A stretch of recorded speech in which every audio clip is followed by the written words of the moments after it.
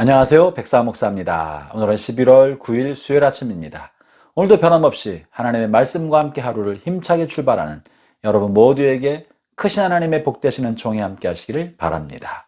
저는 어제 우리 교회 단기 선교팀과 함께 일본 나가사키 지역을 방문했습니다. 나가사키 생명나무 교회를 방문하여 함께 축복을 나누는 시간을 가졌습니다. 일본의 열악한 환경 속에서 흩어져 선교하는 선교사님들과 그분들이 섬기는 교회에 하나님의 은혜와 성령의 도우심이 날로 더해져서 많은 영혼이 구원받고 일본 열도가 복음화되는 큰 역사 나타나기를 계속 기도합니다. 또 여러분에게 지속적인 기도를 바랍니다.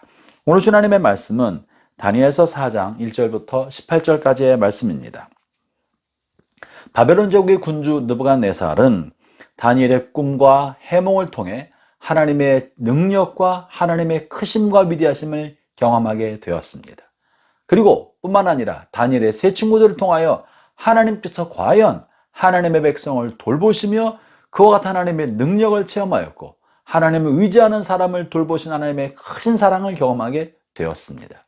그 이후에 느부갓네살 왕은 하나님에 관해 찬송하고 자신의 삶을 통해 경험한 하나님의 은혜를 높이며 하나님 한 분밖에 없다는 것을 입으로 고백하고 시인하는 사람이 되었던 것입니다. 아마도 다니엘과 세 친구를 통하여 느부갓네살은 몇 차례 이렇게 하나님의 살아계심과 하나님의 은혜를 경험하는 시간을 가졌던 것 같습니다.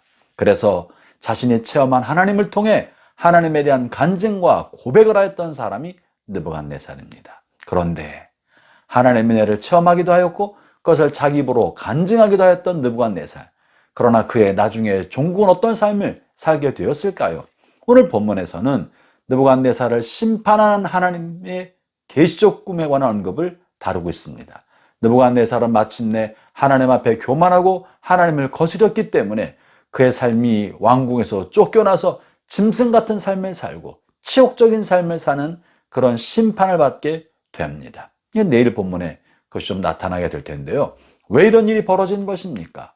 느부갓네살 하나님을 경험하고 은혜도 체험하고 입으로 그것을 간증하고 고백도 하는 삶을 살았으나 왜 그는 참다운 믿음을 얻지 못하는 사람이 되었겠습니까?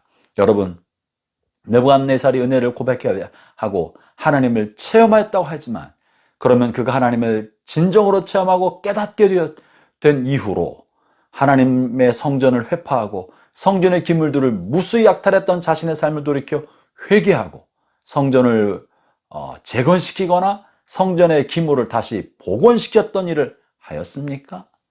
자신이 죽였던 수많은 하나님의 백성들의 피를 생각하면서 참회하고 회개하면서 남은 유대 백성들을 향해 자신의 참회를 알리고 죄를 고백하고 그들을 다시 고국의 땅으로 돌려보낸 일을 하였습니까? 아쉽게도 느부갓네살은 하나님의 은혜를 체험하고 살아계신 하나님을 입으로 고백하기는 하고 간증하기도 하였지만 자신의 삶에 지난날에 대한 진실 어린 회개가 없었던 것입니다. 간증은 있으나 지난날에 관한 참단 회개가 없었기 때문에 그의 간증과 그의 고백, 다시 말하면 하나님에 관한 그의 체험은 참다운 믿음으로 그들을 이끌어가지 못하고 다만 신비로운 체험, 와 이런 일도 벌어졌네, 하나님이 그러실 수도 있는 분이시네라고 하면서 그저 신기한 체험으로 끝나고 말았던 것입니다.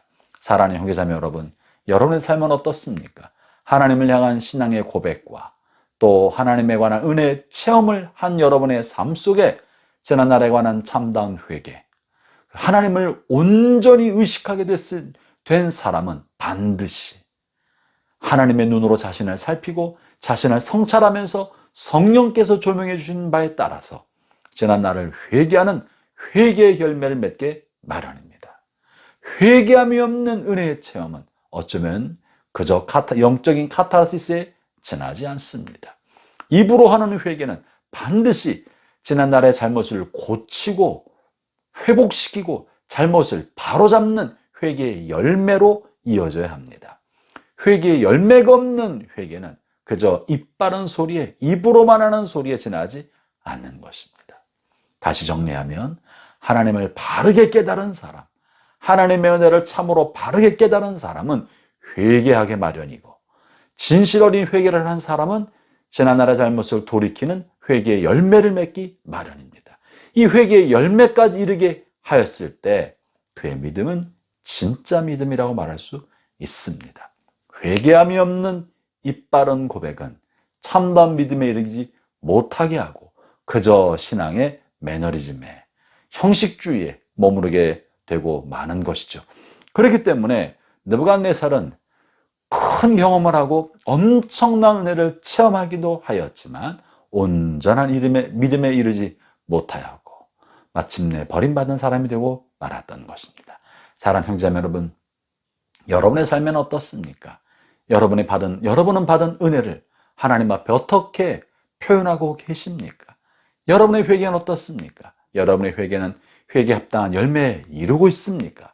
오늘 아침 말씀을 통해 자신을 성찰하면서 하나님께서 나를 보실 때 내가 무엇하길 원하시는지 온전한 회개와 회개에 합당한 열매에 이르는 참다운 믿음을 갖는 하나님의 백성들 되시기를 주의 이름으로 축원합니다. 기도하겠습니다.